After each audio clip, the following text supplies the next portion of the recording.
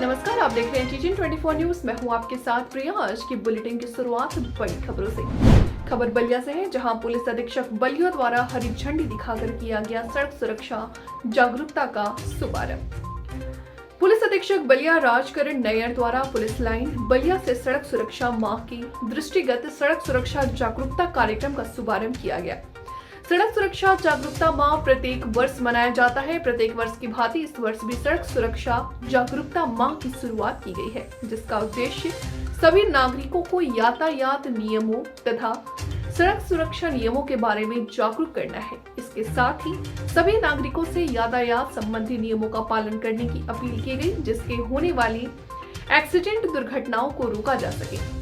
कार्यक्रम के दौरान अपर पुलिस अधीक्षक बलिया दुर्गा प्रसाद तिवारी, प्रतिसार निरीक्षक श्री सुभाष यादव, प्रभारी यातायात राकेश कुमार सिंह व यातायात पुलिस के अन्य अधिवक्तागण उपस्थित रहे।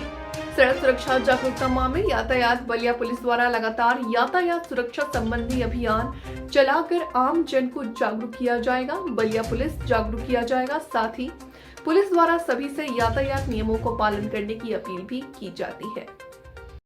सड़क सुरक्षा माह की शुरुआत में आज पुलिस लाइन में क्या कार्यक्रम है सर? ये दिनांक 5 जनवरी 2023 से उत्तर प्रदेश सरकार के द्वारा सड़क सुरक्षा माह के एक अभियान के रूप में मनाए जाने के लिए आयोजित किया जा रहा है। इस क्रम में आज इस अभियान की शुरुआत में पुलिस लाइन से हमारे द्वारा एक अवेयरनेस जागरूकता के लिए गाड़ी चलाई जा रही है, जिस गाड़ी पे विभिन्न फ्लेक्स के माध्यम से लोगों को ट्रैफिक नियमों के बारे में और ट्रैफिक नियमों के पालन के फ़ायदे के बारे में क्या क्या करना चाहिए उसके बारे में बताया जा रहा है। लगातार 1 महीने तक विभिन्न विभागों के द्वारा विभिन्न कार्यक्रम चलेंगे, जिसमें बेसिक शिक्षा से लेकर के RTO विभाग और अन्य सभी विभाग जुड़े रहेंगे।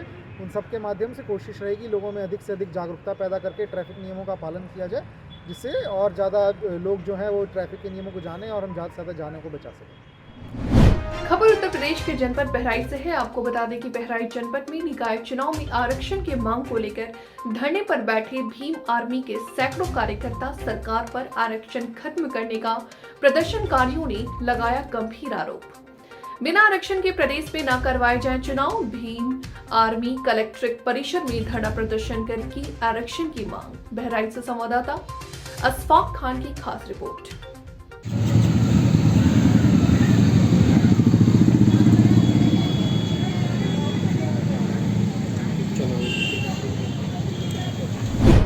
मामला जनपद कासगंज से है, जहां ग्राम प्रधान ने तहसीलदार द्वारा फोन पर गाली गलौज कर जूते मारने का आरोप लगाया है।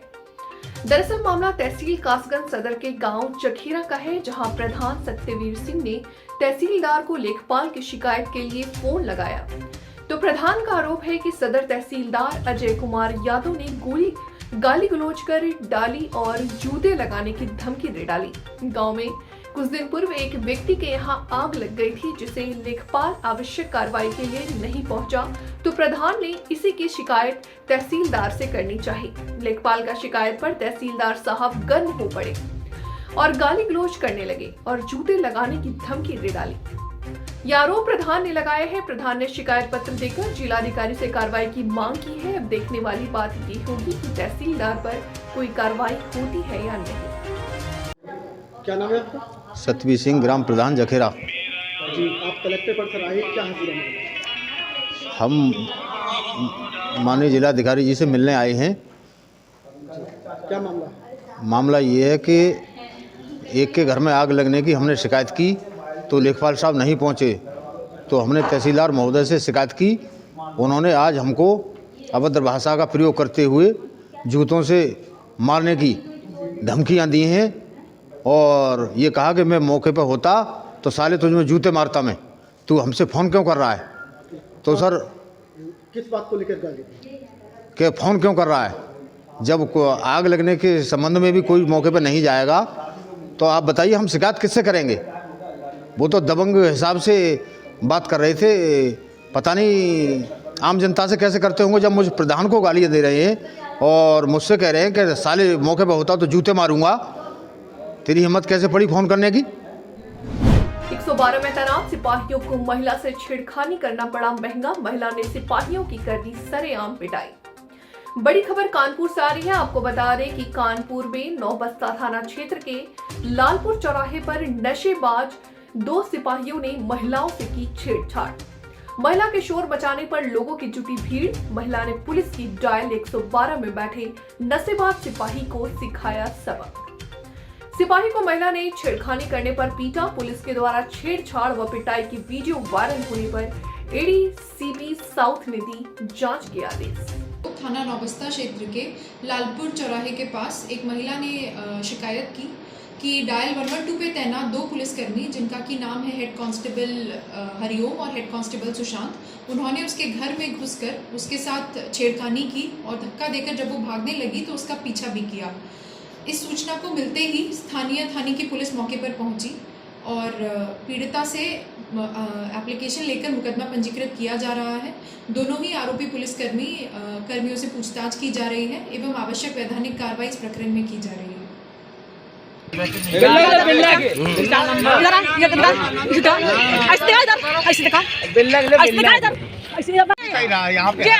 मुझको पकड़ा अंदर जाके दौड़ के। हम जो है खाना खाने बैठे थे, अंदर लेटी थी, ये अंदर लेटी जब खाना खाने बैठे, सिपाही ताला तोड़ के अंदर घुस गए। हस्ता साहब किया है, एक और निकल के भाग गए। एक सिपाही भाग गया, गाड़ी में बैठा है, छेड़खानी किया है, हाथ पकड़ा है। हम तो तुरंत भाग के किया के ना सिपाही नशे में, दोनों नशे में, एक का हरिओम नाम, एक का नाम नहीं मालूम, हमारी गाड़ी में बैठे हैं।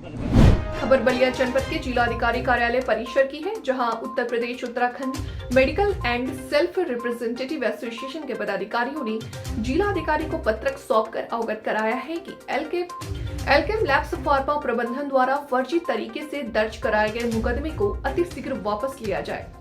यूनियन द्वारा लोकतांत्रिक विधि सम्मत व संवैधानिक मौलिक अधिकार प्राप्त तरीके से आंदोलन किए जाने को पुलिस के हस्तक्षेप को बंद किया जाए। एल्केम फार्मा प्रबंधन द्वारा संविधान लिए विधि विधान का पालन करते हुए यथोचित एवं सुसंगत धाराओं में मुकदमा दर्ज किया जाए। पुलिस द्वारा यूनियन के अन्य नेतृत्वकारी पदाधिकारियों व साथियों के खिलाफ एल्बम प्रबंधन के तहत दबाव में प्रसारित करने के उद्देश्य से अवैधानिक कृत्य को तत्काल रोका जाए। विशेषकर सेल्स प्रमोशन और एल्पलाइज एक्ट 1976 का पालन करने हेतु निर्देशित किया जाए। संवेदनशीलता को ध्यान में रखते हुए पुलिस अधिकारियों को निर्देशित करते हुए अति आवश्यक विधिक कार्रवाई का उल्लंघन न हो यथाशीघ्र आदेशित किया जाए।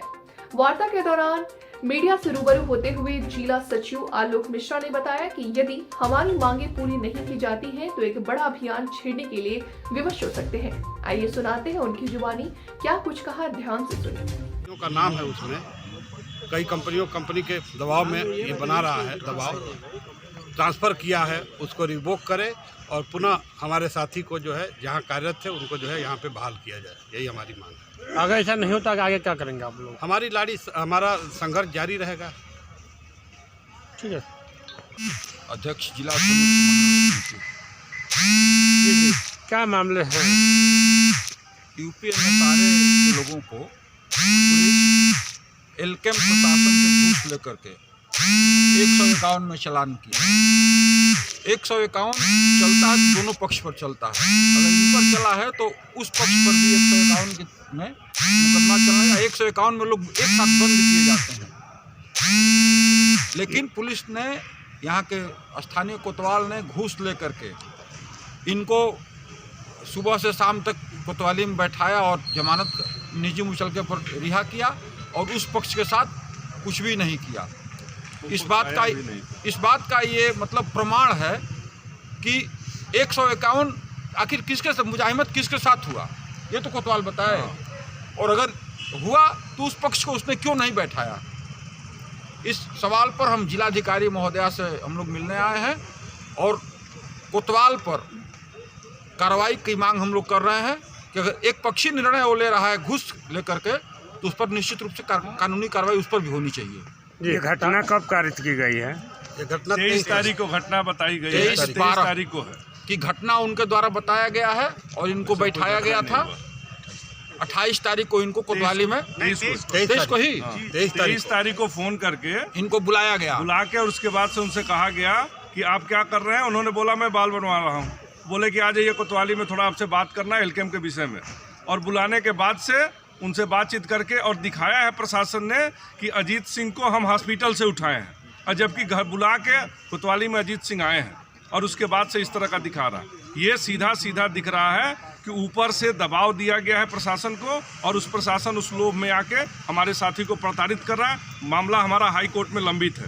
हाई कोर्ट कोतवाल के खिलाफ क्या चाहते हैं? कोतवाल के खिलाफ चाहते हैं कि उचित न्याय हमको मिले, और जो इस तरह के हमारे नेताओं को धमकाया जा रहा है, कई हमारे नेताओं को फ़ोन करके धमकाया जा रहा है पुलिस प्रशासन के द्वारा। ऐसा प्रतीत हो रहा है कि पुलिस कप्तान को एक लंबी रकम एलकम प्रशासन द्वारा दिया गया है, क्योंकि कप्तान से हम लोग मिलने गए थे तो उसका भी कहना यही था कि आप एलकम के खिलाफ कोई प्रदर्शन न करें, जबकि हिंदुस्तान में हर नागरिक को अपनी बात कहने का अधिकार है, और ये लोग डेमोक्रेटिक तरीके से अपनी बात कह रहे हैं, न कि हिंसात्मक तरीके से।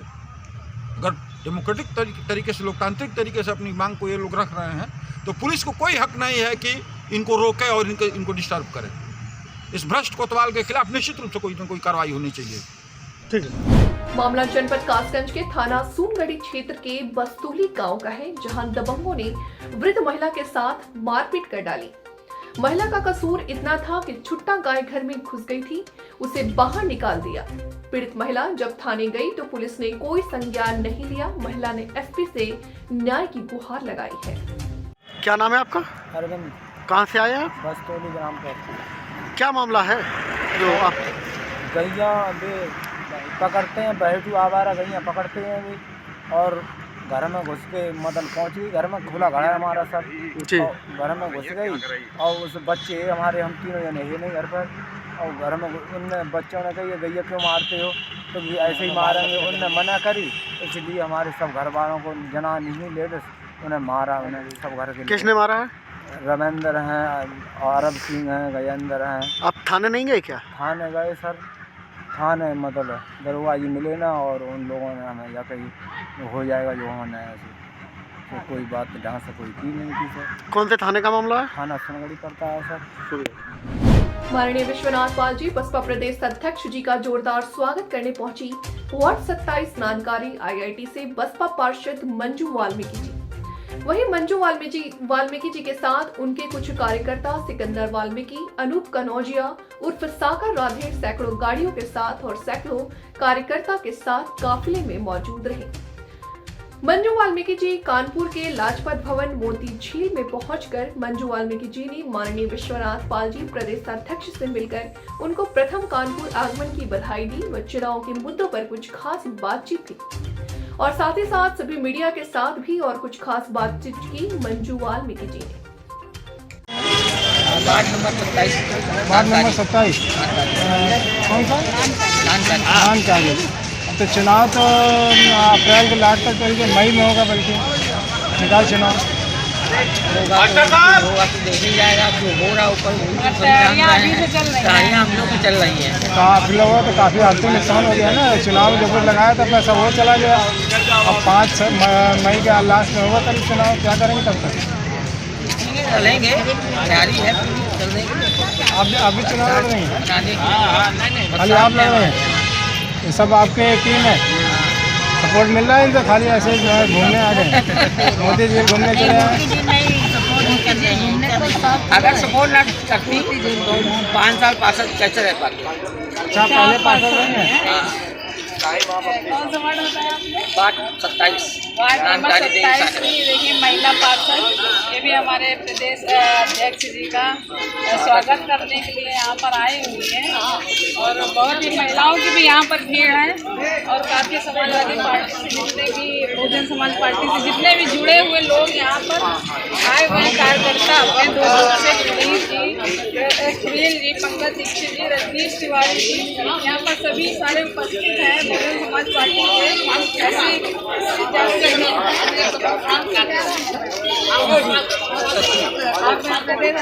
स्वागत करने के लिए।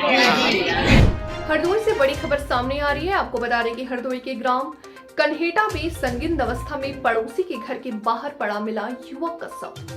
युवक की मां ने पड़ोसी पर ही लगाया पीट कर हत्या का आरोप। मृतक सुधीर व पड़ोसी युवक सर्वेश के बीच काफी घनिष्ठता, दोनों ही शराब पीने में थे आदि। पुलिस ने शव कब्जे में लेकर पोस्टमार्टम के लिए भेजा। साथ ही हरदोई के थाना कोतवाली शहर के लालपालपुर कन्हेटा का है मामला।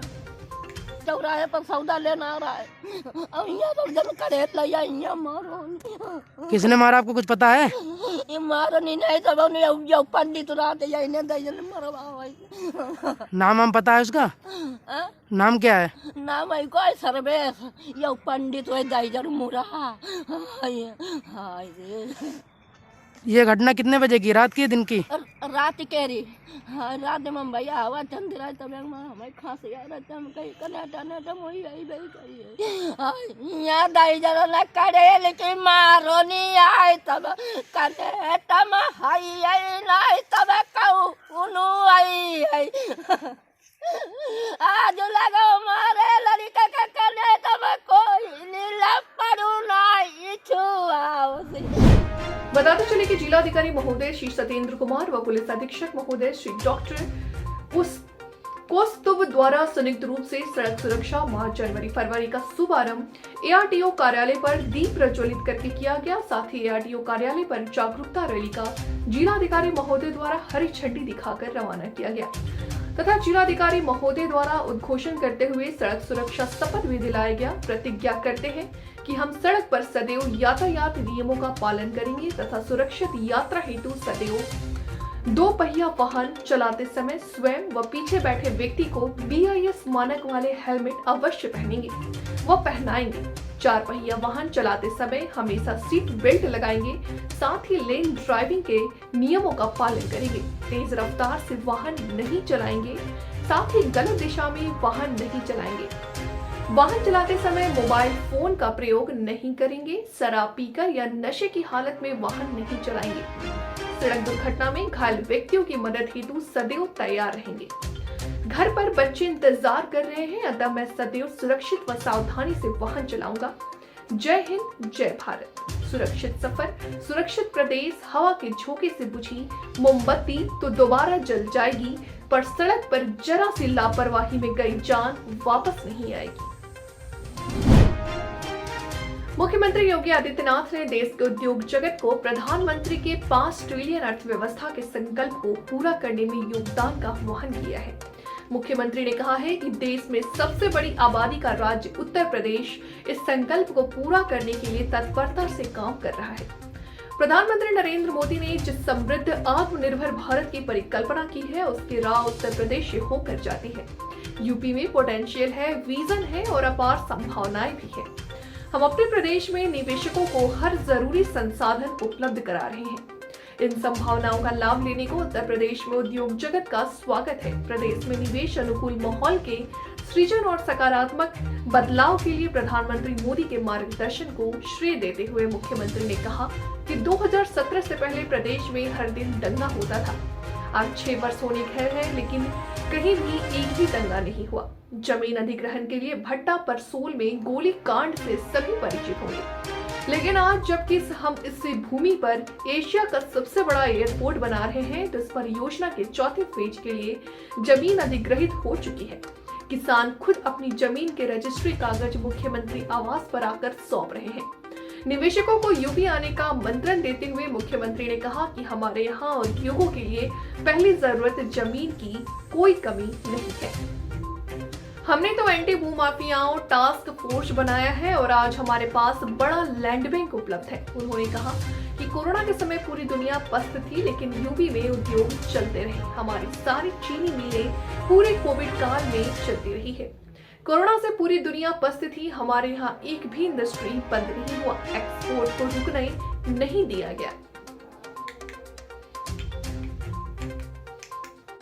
हम सब जानते हैं औद्योगिक निवेश के लिए जो सबसे अच्छा बेस चाहिए वह MSME का एक क्लस्टर। यूपी के पास आज के दिन पर 96 लाख MSME की यूनिट है, ये रजिस्टर्ड हैं और इसने यूपी के अंदर जो अनंत संभावनाओं को आगे बढ़ाया है। 1 डिस्ट्रिक्ट 1 प्रोडक्ट की उत्तर प्रदेश शासन की वह अभियान जिसने अपने परंपरागत उद्यम को प्रोत्साहित करने के लिए उसकी अच्छी डिजाइन हो, अच्छी तकनीक हो, उसके लिए अच्छा मार्केट मिले, उसकी ब्रांडिंग हो, इसे लेकर के हम लोगों ने जिस कार्यक्रम को आगे बढ़ाया है, आज वह देश के अंदर प्रधानमंत्री मोदी जी के नेतृत्व में आत्मनिर्भर भारत का ही आधारशिला बना है और उस दिशा में हम लोग बहुत अच्छा कार्य कर सकते हैं। और इसीलिए विगत 4 वर्ष के अंदर आपने इस बात को देखा होगा, 5 वर्ष के अंदर उत्तर प्रदेश ने 4 लाख करोड़ रुपए से अधिक के निवेश को आसानी से जमीनी धरातल पर उतारने में सफलता प्राप्त की। मुझे लगता है कहीं नहीं हुआ होगा कि अगर एमओयू हमारे पास 4,68,000 करोड़ रुपए के हुए थे और उनमें से 4 लाख करोड़ को हम लोग जमीनी धरातल पर उतार रहे हैं, यह उत्तर प्रदेश के अंदर ही हुआ है। दुनिया के अंदर कौन सा ऐसा सेक्टर है जिसमें यूपी के अंदर संभावना ना दिखती हो? और पिछले 8 वर्ष में प्रधानमंत्री मोदी जी के यशस्वी नेतृत्व में, उनके मार्गदर्शन में देश के अंदर जो कार्य हुआ है हम सबके सामने है।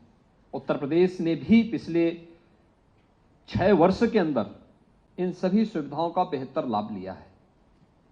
उत्तर प्रदेश देश के अंदर सबसे अच्छी फर्टाइल लैंड रखता है। अगर आप कृषि और कृषि से संबंधित क्षेत्र में ही अगर देखेंगे, हमारे पास देश के अंदर की कुल एग्रीकल्चर की जो लैंड है उसमें से 11% हिस्सा यूपी के पास है। लेकिन अगर हम खाद्यान्न उत्पादन की बात करते हैं तो देश के कुल खाद्यान्न उत्पादन का 20% उत्पादन अकेले उत्तर प्रदेश देता है। ये उत्तर प्रदेश, और मैं मानता हूं अभी कि अगर हम इस दिशा में थोड़ा प्रयास और कर लेंगे तो जितनी अभी तक हमारा खाद्यान्न उत्पादन है इसमें 3 गुना वृद्धि करने की सामर्थ्य अभी उत्तर प्रदेश रखता है, और यह उत्तर प्रदेश के अंदर हम लोग वर्तमान में कर रहे हैं। फिलहाल वक्त हो चला एक छोटे से ब्रेक का। जल्द हाजिर होंगे ब्रेक के बाद। आप बने रहे हमारे साथ, तब तक के लिए मुझे दीजिए इजाजत। नमस्कार।